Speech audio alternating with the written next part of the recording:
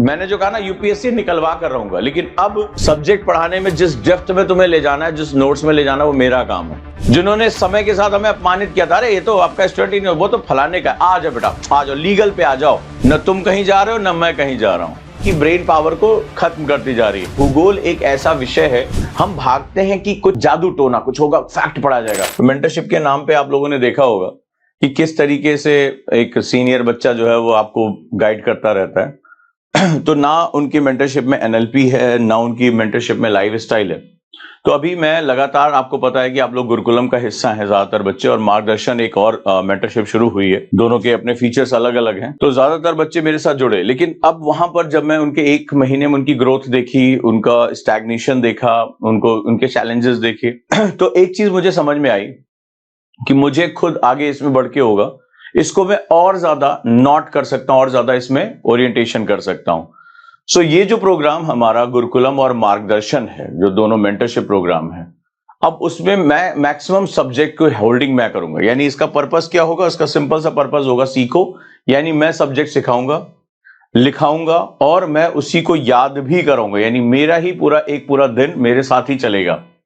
तो चाहे वो 0 टू हीरो के बच्चे, तो यहां पर 2 पार्ट रहेगा। एक जो ये क्लासेस हैं, तो ये क्लासेस सभी बच्चों को मिल रही हैं, चाहे वो मेरे 0 टू हीरो के स्टूडेंट हो, गुरुकुल के स्टूडेंट हो, सभी के लिए क्लासेस। लेकिन इस क्लास के साथ, इस क्लास के बियॉन्ड जो सबसे इंपॉर्टेंट सेगमेंट होगा कि भाई मेंटरशिप इसमें कहां है, तो ओजांग सर इसी के क्वेश्चन भी बना के दे रहे हैं, जो भी हमारे मेंटरशिप के स्टूडेंट हैं। रिवीजन भी मैं ही कराऊंगा, टेस्ट भी मैं ही लूंगा। यानी अगर मैं कहूं कि अब मैं उंगली पकड़ाकर, जो मैंने अभी 1 महीने तक आप लोगों का पूरा रिपोर्ट कार्ड देखा, आपके अप्स एंड डाउन्स देखे, बच्चों की रिपोर्ट जब मैंने देखी, तो ये सारी चीजें जो हैं वो अब आपको यहां पर क्लियर होने जा रही हैं। तो तैयार हो जाइए जो लोग मेरे साथ मेंटरशिप में। और आज की डेट की सबसे बड़ी रिक्वायरमेंट ही मेंटरशिप है। तो मेंटरशिप में सिंपल सा फंडा ये रहता है कि भाई आज की डेट में कोई मुझे पर्सनली ध्यान दे, तो अब वो ध्यान देने के लिए मैं आ गया हूं, मैं वो पर्सनली ध्यान देने जा रहा हूं, मैं वो चीजें करने जा रहा हूं, राइट। तो इसके साथ जो ऐसे मैं यहां ज्योग्राफी शुरू करने जा रहा हूं, ज्योग्राफी के साथ इकोनॉमिक्स, राइट, और हिस्ट्री एसपी सर की चली रही है। तो ये सारे जो है वो अब इसमें पर्सन, जैसे मैं यहां पढ़ाऊंगा, पढ़ाने के तुरंत बाद इस पर आपको टेस्ट मिलेगा। जो भी मेंटरशिप के स्टूडेंट हैं, जो जिनकी क्लास है, वो यहां पर उनकी जर्नी खत्म हो जाएगी, मेरे बाद वो जो है जर्नी खत्म। लेकिन जो लोग हाँ कि मुझे ओजांग सर सिखाओ, एक होता है पढ़ना, एक होता है सीखना, मुझे आपके साथ ही रिवीजन करना है, मुझे आपके साथ टेस्ट लगाना है, तो मैंने कहा ना उंगली पकड़ा कर सिखाऊंगा। इसीलिए कहा यूपीएससी निकलवा कर रहूंगा। लेकिन उसके लिए एक्स्ट्रा टाइम, एक्स्ट्रा एफर्ट और एक्स्ट्रा समय जो है वो हमें लगाना पड़ेगा, एक्स्ट्रा टीम लगानी पड़ती है। तो जो लोग आज मेंटरशिप का पार्ट हैं वो बहुत भाग्यशाली हैं, क्योंकि इस तरह से अभी तक इतने सीनियर लेवल पर कोई टीचर जो है मेंटरशिप के लिए नहीं आया है। ज्यादातर वही बच्चों से जो है मेंटरशिप कराते हैं और उसके नाम पे जो है वो मेंटरशिप प्रोग्राम चल रहा होता है। उन्हें ना एनएलपी के बारे में पता होता है, ना वो उन्होंने जिंदगी मेडिटेशन किया होता है। बस ये 10 चैप्टर आज पढ़ लेना, ये 20 क्वेश्चन लगा लेना, this is not mentorship. Mentorship जो होता है वो आपका मिरर होता है। आज मैं YouTube पे एक वीडियो डालूंगा, उसमें मेंटरशिप की एक पूरी कहानी है। उस कहानी को समझना कि मेंटरशिप होता क्या है बेसिकली, कोच किसे कहते हैं। वो कोचिंग जो वर्ड होता है ये बहुत ब्लर वर्ड है। तो ये कोच जो होता है वो करता क्या है, कैसे हमारा बेस्ट निकाल के हमारे सामने लेकर आता है, इसके बारे में बात होगी।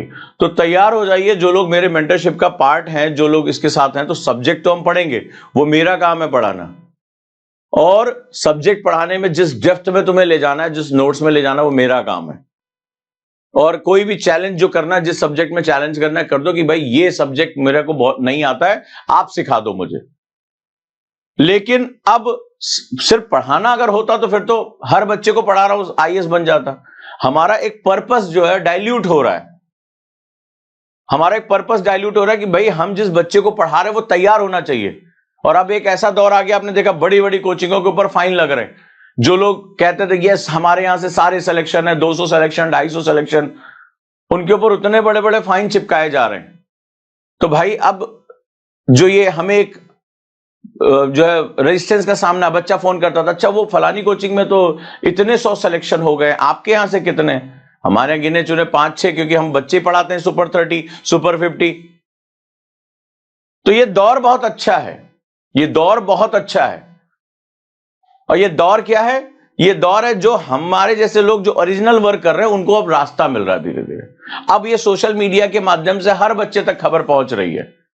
पहले क्या होता था, हम जब रिजल्ट दिखाते थे, अरे आपका तो फेक, फलाना वाला तो बहुत सही दिखा रहा है क्योंकि उनके रील्स बहुत वायरल है, आ जाओ बेटा। अब तो मैं उनको ढूंढ रहा हूं, वो जिन लोगों ने मुझे, अब तो मैं नंबर ढूंढ रहा हूं कि नंबर मिल जाए कहीं एक बार, जिन्होंने समय के साथ हमें अपमानित किया था, अरे ये तो आपका स्टूडेंट ही नहीं, वो तो फलाने का, आ जाओ बेटा, आ जाओ, लीगल पे आ जाओ। समय के साथ हर चीज जो है, वो कहते हैं ना कि सत्य परेशान हो सकता है, पराजित नहीं।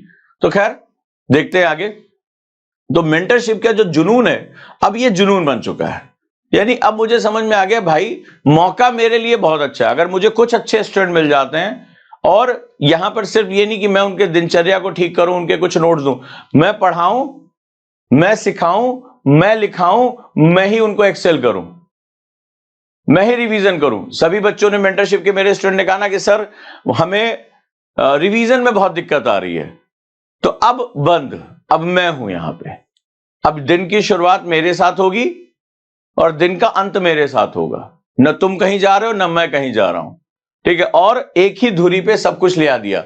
हमें भी आपकी मानसिकता को पढ़ने समझने, जो हमने अभी आपका रिपोर्ट कार्ड तैयार किया, आपके क्वेश्चंस हमने इकट्ठा किए, हम भी उस पर लगातार स्टडी। यही मेंटर होता है, यही मेंटर होता है। मेंटर बेसिकली आपके डाटा पे काम करता है, आपकी प्रॉस एंड कॉन्स पे काम करता है। ये थोड़े ना यूनिवर्सल आज की मेंटरशिप में चल रहा है, चलिए ये जो है वो पीडीएफ में से 1 से 10 पीडीएफ पढ़ लीजिए। अब आपकी कमर में दर्द हो रहा है, आपका दिमाग भटका हुआ है, आपका मन नहीं लग रहा है, आपकी कोई और प्रॉब्लम है, और आपसे कहा जाए 10 पेज पढ़ लीजिए, 10 चैप्टर पढ़ लीजिए, आप पढ़ पाएंगे? आप कहेंगे सर पहले मेरा इलाज तो करो, मुझे ठीक तो करो, मेरा दिमाग शांत तो करो। ये होती है मेंटरशिप। लेकिन धीरे धीरे सब चीजें निकलकर सामने आ रही हैं, होंगी। तो पहले तो मैं बड़ी शिद्दत से उन बच्चों को खोज रहा हूं जिन्होंने एक समय बड़ा अपमानित किया था, अरे आपके यहां से गए, वो फलानी जगह, आ जाओ बेटा, आओ, ढूंढो तुम्हारे फलाने वाले के यहां से।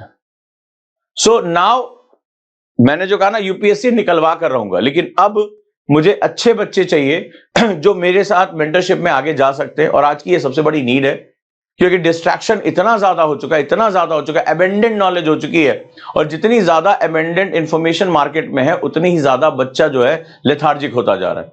आज वो खुद से एक लाइन नहीं लिखना चाहता, वो चैट जीपीटी को कमांड दे रहा है। हर चीज ऑन कमांड होती चली जा रही है। तो ये आपको धीरे धीरे बिल्कुल आपकी ब्रेन पावर को खत्म करती जा रही है। तो वो लोग बहुत भाग्यशाली हैं जो आज मार्गदर्शन या गुरुकुलम का हिस्सा हैं, मेंटरशिप का। जो लोग नहीं है वो इसमें हो जाए। तो चलिए शुरुआत करते हैं, आखिर ये प्रोग्राम है क्या। तो आगे हम बढ़ते हैं। सबसे पहले मैं यहां डेली चैप्टर पढ़ाऊंगा विद नोट्स, मेरे अपने स्टाइल में। और मेरा स्टाइल आप जानते हैं SWC है और BTL है। कितने लोग SWC और BTL नहीं जानते हैं? कितने लोग SWC और BTL नहीं जानते हैं, वो भी ये समझें। तो SWC का मतलब होता है हैंडल विद केयर, यानी कि छोटे छोटे कॉन्सेप्ट को समझना। BTL का मतलब होता है बिटवीन द लाइन। ये दो कॉन्सेप्ट ऐसे सेगमेंट्स होते हैं जहां पर आप किसी भी सब्जेक्ट के बीच में जा सकते हैं, बहुत डेप्थ में जा सकते हैं और 360 एनालिसिस कर सकते हैं। तो मेरे पढ़ाने का स्टाइल ये रहता है, वो हम पढ़ेंगे। लेकिन पढ़ाने के साथ साथ उस पर कितने क्वेश्चन करने हैं, उस पर क्या लिखना है, उस पर कितने ऑब्जेक्टिव क्वेश्चन होने हैं, कितना आपको रिवीजन करना है, ये सब भी अब मेरे साथ चलेगा। मेरे 2 मेंटरशिप प्रोग्राम है, एक है मार्गदर्शन और दूसरा है गुरुकुलम। ये दोनों मेंटरशिप कार्यक्रम है जहां पर पर्सनली वो अपने आप को ग्रोथ करना चाहते हैं। So let's start. जिसको लगता है कि नहीं, मैंने इसलिए कहा क्योंकि मैंने पर्सनली संडे को बहुत से बच्चों को कॉल किया, ठीक है, जो संकल्प के बच्चे थे, EWS के बच्चे थे, उनको कॉल किया। जानते हो मुझे क्या रिजल्ट मिला? ज्यादा से ज्यादा लोग क्लास ही नहीं देख रहे हैं। मैं सही बोल रहा हूं या नहीं? एक बार बीमारी पे बात कर लेते हैं। क्लास नहीं देख रहे। कई बच्चों ने सीधे बोल दिया अरे क्लास मिल ही नहीं रही है, आप लोग तो चीटिंग कर। और जब हमने चेक किया तो पता चला कि क्लास पड़ी हुई है, बंदे ने लॉग ही नहीं किया कभी। जो कि वो डिजिटल इम्प्रिंट आ जाता है ना, कि जब आप जितनी बार क्लास देखते हो उसके ऊपर लिखकर आ जाता है। तो ये जो सेगमेंट है वो बिल्कुल अलग है। ये दोनों अलग अलग प्रोग्राम है। मार्गदर्शन भी मेंटरशिप और गुरुकुलम भी है। ये दोनों एक ही नाम नहीं है, 2 अलग अलग नाम है। अगर एक ही नाम होता तो मैं 2 नाम क्यों रखता किसी के। आज की यूपीएससी की तैयारी में मेंटरशिप यानी पर्सनल मेंटरशिप बहुत जरूरी है। मैं कैसे पढ़ता हूं, मेरा टाइम टेबल क्या है, मुझे रिवीजन कब करना है, रोज कुछ ना कुछ प्रॉब्लम आती है, कौन देगा सॉल्यूशन? आपका मेंटर। मैं निकलवा कर रहूंगा आपका यूपीएससी। आप मुझे बनाइए अपना पर्सनल मेंटर, जहां पर ये सारी चीजें टाइम टेबल से लेकर हर चीज, चाहे वो प्रीलिम्स कैसे निकालना है, मेंस की आंसर राइटिंग क्या होगी, कैसे रिवीजन करना है, कैसे करंट अफेयर्स तैयार करना है, और अपना रिपोर्ट कार्ड तैयार करिए। मेंटर असिस्टेंट का फायदा उठाइए, अपने आप को डिसिप्लिन करिए। अगर आप जानना चाहते हैं कि पर्सनल मेंटरशिप क्या है और कैसे आपको ये सफलता की तरफ लेकर जा सकता है, तो देर मत करिए, दिए गए नंबर पर कॉल करिए और अधिक जानकारी लेना शुरू करिए। तो यहां पर मैंने देखा क्लास ही नहीं देख रहे हैं। अच्छा, कई लोगों को मैंने पर्सनली कॉल किया, मेरे पास फाइल है, ये देखो निशान लगा हुआ, ये देखो, ये मैंने पर्सनली निकाल के हाईलाइट, सिर्फ 2 लोगों से इतनी देर में बात हुई। क्लास नहीं देख रहे हैं, ज्यादातर लोग फोन नहीं उठाते हैं, और कई लोगों ने कहा कि रेगुलर नहीं देख रहे हैं, मतलब क्लास चलती है, छूट जाती है, टाइम मैनेज नहीं हो पा रहा है। मैंने कहा अभी मैंने क्या पढ़ाया था कुछ दिन पहले, नहीं पता कि क्या पढ़ाया था। तो ये हां या ना मुझे बताना।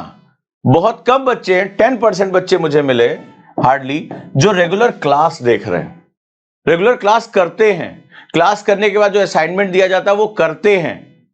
मुझे ईमानदारी से बताओ, मोस्टली लोग सर क्लास नहीं देख रहे हैं, सर कुछ काम पड़ गया था, सर टाइम मैनेज नहीं हो पा रहा, जब और फंसे तो अरे सर घर में बड़ी प्रॉब्लम आ गई, जब मैंने कुछ और क्वेश्चन पूछने शुरू किए। ये पर्सनली मैं कॉल करके बता रहा हूं, मैंने पर्सनली कॉल किया। मैं आज जो यहां आया हूं उसके पीछे की 1 हफ्ते की मेहनत है। सिर्फ 10% स्टूडेंट ऐसे हैं जो रेगुलर क्लास देखते हैं, रेगुलर क्लास में बैठते हैं, शिद्दत के साथ काम करते हैं, लेकिन उनमें भी एक प्रॉब्लम है, वो सारे टास्क पूरे नहीं कर पाते। जो लोग क्लास भी देख रहे हैं उनका हर हफ्ते एक बार होता है कि सर वो हो नहीं पा रहा है, वो छूट गया, ये नहीं हो पा रहा है, हां या ना मुझे बताना। और कई लोगों ने तो ये कहा कि सर उत्साह खत्म हो गया, सोच रहे हैं यूपीएससी छोड़ दें, ये भी उन्होंने बोला कि लग रहा है नहीं हो पाएगा। अगर मैं सही बोल रहा हूं तो ये मैं बिना फैक्ट के कोई बात नहीं करता, मैंने खुद फोन उठाया, खुद कॉल करनी शुरू की। तो ये स्थिति है। और जो बैचेस 6 महीने पुराने हो गए हैं उनकी हालत तो बहुत बुरी है, वो क्लास देखना ही छोड़ चुके हैं, वो अपनी दुनिया में खो चुके हैं, वो सोशल मीडिया 8-8, 9-9 घंटे में जा रहे हैं, लेकिन वो क्लास पे टाइम नहीं बिता पा रहे हैं। मैं यहां यही तुम्हें बताने आया हूं कि अगर हर दिन तुम अगर नहीं आज की डेट में तलाश जाओगे, तुम्हारे बाहर की दुनिया तुम्हें बर्बाद करने के लिए तैयार बैठी है। ये जो आज सुबह उठ के मैं मेहनत करने जा रहा हूं कि मैं खुद पढ़ा के और खुद सिखाऊंगा, उंगली पकड़ के सिखाऊंगा, मुझे कोई भूत नहीं चढ़ा हुआ था। ये एक बात मुझे समझ में आई कि ये स्टूडेंट तो 6 महीने बाद एनर्जी कह रहा है, 3 महीने बाद, और मैंने कई बार बोला था 3 महीने बाद तुम्हारी एनर्जी खत्म हो जाएगी। और सबने कहा सर अब मन नहीं करता पढ़ने का, कभी कभी क्लास देख लेते हैं, सर रिवीजन नहीं कर पाते, सर भटक जाते हैं। तो आप क्यों यूपीएससी में आए, जरा इस बारे में विचार करिए। तो एक नया दौर शुरू हो रहा है, और जो लोग गुरुकुलम का पार्ट है मोस्ट वेलकम। आपको पता, आप में से बहुत से स्टूडेंट जो फुल मेंटरशिप का पार्ट है, पर्सनल मेंटरशिप का, उनके तो बहुत बहुत बधाई, उनके तो लॉटरी लग गई है, तैयार हो जाए। लेकिन जो लोग अभी सोच रहे हैं वो अब समझे कि एक मेंटर होना जरूरी है, जो सर पे बैठे, और मेरे जैसा मेंटर होना चाहिए जो तुम्हारी मन में जो बातें चल रही वो समझ ले, जो कह नहीं पा रहे हो, तो लेट्स स्टार्ट। हम यहां से डिस्कशन शुरू करते हैं। तो अगर अंतरात्मा आवाज दे तो तुरंत के तुरंत क्या कर लेना, मेंटरशिप के साथ जरूर जुड़ना, एक रखना। तो यहां पर क्लासेस के साथ साथ इसके 2 पार्ट होंगे। एक क्लास आपको मिलती रहेगी जो हमारे बाकी बैचेस के बच्चे हैं, लेकिन अब जो दूसरा पार्ट शुरू होने जा रहा है वो बात शुरू होने जा रही है कि हम इस पे एक्सेल कैसे करें। पढ़ने पढ़ाने का काम तो हर जगह चल रहा है, इस पे मास्टर कैसे बनना। तो अब उंगली पकड़ाकर इसका मास्टर कैसे बनना, वो मेरे साथ आप शुरू करो, राइट। तो अब वो आएगी। दीक्षा ने कहा रेगुलरिटी डिक्लाइन हो गई है, आ गए ना हम, ठीक है। शेर जब 2 कदम पीछे जाता है तो इसका मतलब ये नहीं डर गया, वो लंबी छलांग लगाने जा रहा। तो चलिए शुरुआत करते हैं। अब देखिए कैसे आपकी पढ़ाई को रेगुलर करते हैं और कैसे अब आपका सेगमेंट हम डील करते हैं। तो हमारा पहला टॉपिक है, हिंदी इंग्लिश दोनों में लिखो, इंट्रोडक्शन ऑफ ज्योग्राफी, भूगोल का परिचय। ध्यान से करना, मेंटरशिप के जितने स्टूडेंट है या जो मेंटरशिप में जाएंगे, यहां तो क्लास पढ़ा रहा हूं, नोट्स दूंगा, ठीक है, पूरा मेरी एक सुपर बुकलेट है वो मैं आपको देने जा रहा हूं, कोई दिक्कत नहीं है। लेकिन मेंटरशिप के बच्चे एक एक लाइन को ध्यान से पढ़ेंगे। इस पर होगा टेस्ट, इस पर आपको लिखने पड़ेंगे आंसर और इसका कराऊंगा रिवीजन। ठीक है, तैयार हो जाओ। पहला सेगमेंट है व्हाट इज ज्योग्राफी। शुरुआत करते हैं। किसी भी चीज को जानने का पहला सिद्धांत होता है, जैसे कोई आपसे पूछता है बेटा आपका नाम क्या है, बेटा आप क्या करते हो, ठीक है, हमें से पापा का क्या नाम है, ऐसी बात करते हैं। जब हमें किसी भी चीज का परिचय लेना होता है तो हमारे दिमाग में कुछ प्रश्न होने चाहिए। मैं आपको सिर्फ यहां पढ़ाऊंगा नहीं, मैं आपको यह सिखाऊंगा पढ़ते कैसे हैं। तो पहला सेगमेंट होता है कि बेटा आपका नाम क्या है, यानी कि अब हम बात करेंगे व्हाट इज ज्योग्राफी।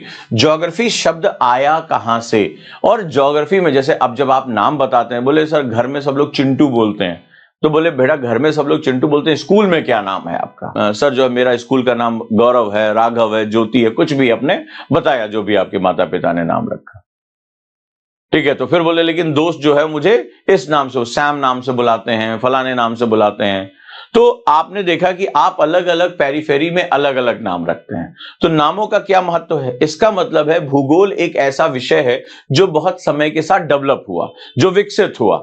जब ये विकसित होता है तो इस दौरान इसको अलग अलग नजरिए से देखा जाता है। तो भूगोल में वो नजरिया क्या है, ठीक है, भूगोल में उसको किस रूप में, आज हम यही सबसे पहले समझेंगे कि ज्योग्राफी इसको क्यों कहा जाता है, और ज्योग्राफी समय के साथ अपने नामों को और नाम के साथ जो उसके मतलब है उसको कैसे बदलता चला आया। तो पहला है ग्रीक स्कॉलर इरेटोस्थनीज। क्वेश्चन आया हुआ है पीसीएस में, इरेटोस्थनीज, ठीक है, लिखो। ग्रीक विद्वान इरेटोस्थनीज ने सबसे पहले शब्द का प्रयोग किया। ठीक है, हालांकि चूंकि हमें वेस्टर्न चीजें ज्यादा पढ़ाई जाती हैं, ठीक है, तो हमारे यहां, ठीक है, खगोल शब्द का प्रयोग किया जाता था। हम बहुत पहले इनसे ये विद्वान थे, लेकिन चूंकि मजबूरी है कि हम वेस्टर्न बुक्स हमें पढ़नी पड़ रही, वेस्टर्न स्कॉलर्स हमें पढ़ना पड़ रहा है, तो हम पीछे पीछे जाने को तैयार है। नहीं तो आर्यभट्ट ने बहुत पहले ही इन सब चीजों के बारे में डिस्कशन कर लिया था। चलिए, first use by the Greek scholar Eratosthenes. Eratosthenes ने सबसे पहले इस शब्द का प्रयोग किया कब? 3री सेंचुरी ईसा पूर्व। ये बीसी भी हमें पढ़ना पड़ा, बिफोर क्राइस्ट, ठीक है, तो 3rd सेंचुरी बीसी। आगे बात करते हैं, लिख लिया इसको, लिखते जाओ फटाफट और याद करते जाना है, क्योंकि इस पर अभी आपको टेस्ट भी मिलेगा। तो मेंटरशिप के स्टूडेंट जो हैं वो अब रगड़ाए जाएंगे कायदे से। तो अब उनका एक दिन ना इधर ना उधर, उंगली पकड़ाकर अब सिखाऊंगा, उंगली पकड़ाकर सिखाऊंगा, ठीक है। रिवीजन होगी, पिटाई होगी, जो होना होगा अब यहां पे होगा। चलिए भाई, तो इसमें 2 शब्द हैं, जियो और ग्राफी, ठीक है। तो जियो शब्द का मतलब होता है, ये जो ग्रीक लैटिन वर्ड है, जियो का मतलब होता है अर्थ यानी पृथ्वी, ठीक है। ग्राफोस शब्द जो निकल कर आया टू डिस्क्राइब यानी वर्णन। तो पृथ्वी का वर्णन, geography is described about the earth surface. तो शुरुआती दौर है, जैसे शुरुआत में जब आप आते हैं, कोई बोला अरे बेटा कितना प्यारा बच्चा, जब आप पालने में होते हो तो कोई चुन्नू, कोई मुन्नू, कुछ इसी नाम से तुम्हें बुलाता है। तो प्रारंभिक दौर में जब इरेटोस्थनीज ने इस नाम को दिया, तो उनकी नजर में उस समय भूगोल क्या था? भूगोल जो सामने दिख रहा है केवल उतना ही भूगोल था, कोई साइंटिफिक जो है वो चीजें नहीं थी। यहां पर था टू ऑब्जर्व, जो हमें भौतिक रूप से हमें दिखाई पड़ रहा है, और वो दिखाई भी कितना, अपने साम्राज्य के बराबर ही। आने जाने के कोई ऐसे साधन तो थे नहीं दूर दराज कि हम हवाई जहाज से देख लें। तो भूगोल की उस समय लिमिटेशन थी कि जो सामने दिख रहा है, जो भौतिक रूप से मौजूद है, फिजिकली प्रेजेंट है, वही हमारे अध्ययन का विषय है। तो जियो मतलब अर्थ यानी पृथ्वी, और ग्राफोज यानी ग्राफी जो है वो टू डिस्क्राइब यानी कि वर्णन करने के रूप में सामने आ गया। Geography is to describe about the earth surface. तो जो भूगोल है वो पृथ्वी के धरातल के बारे में जानकारी देता है, याद रखिएगा। भूगोल जो है वो पृथ्वी के धरातल का वर्णन करता है। धरातल मतलब, अब what is the meaning of धरातल? अब HWC पे हम आ जाते हैं।